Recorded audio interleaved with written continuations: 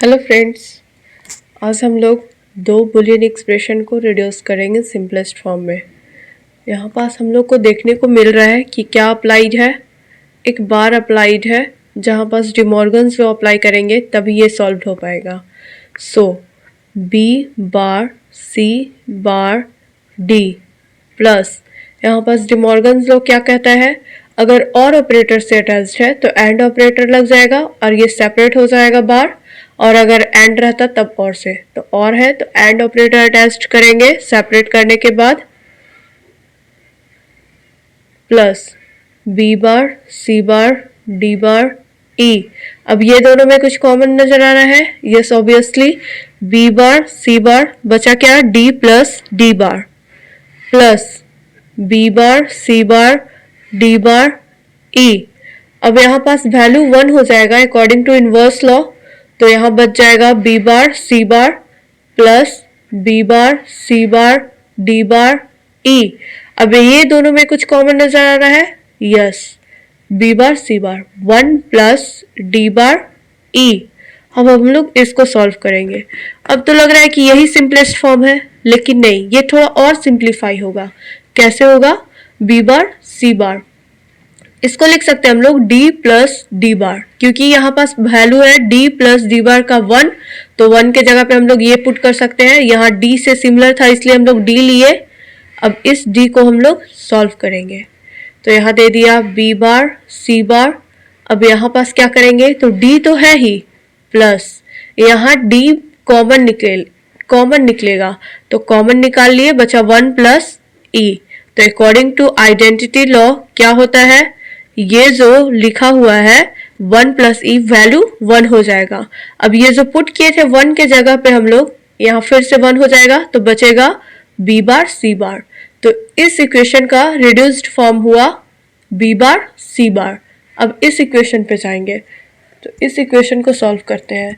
यहाँ फिर से हम लोग को देखने को मिल रहा है एक लंबा सा बार, होल बार कह सकते हैं।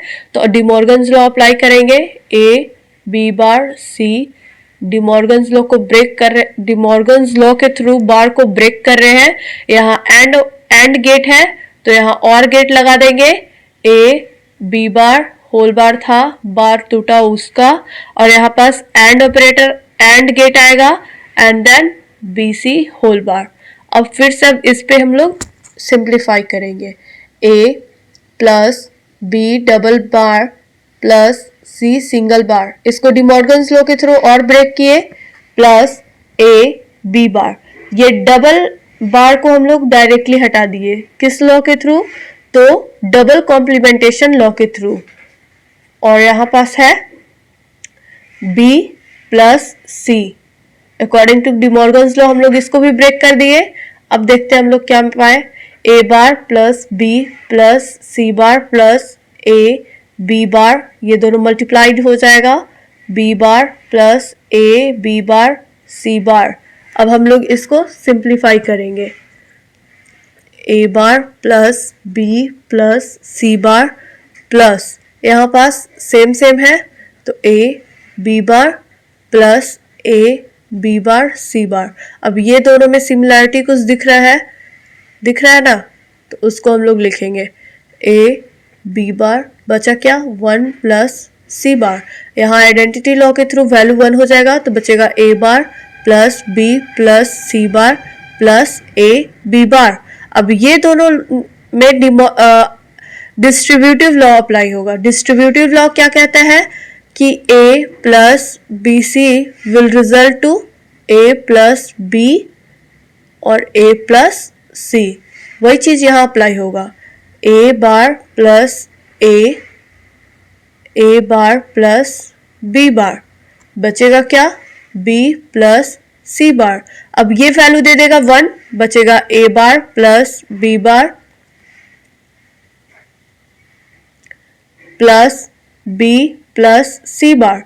ये दोनों का वैल्यू क्या हो जाएगा 1 हो जाएगा, प्लस सी बार। तो हम लोग जानते हैं something plus 1 gives the value 1 according to identity law. बचा ये, फिर ये वैल्यू दे देगा 1 plus something 1 according to identity law. तो इस इक्वेशन का रिडक्शन फॉर्म हुआ 1। Thank you.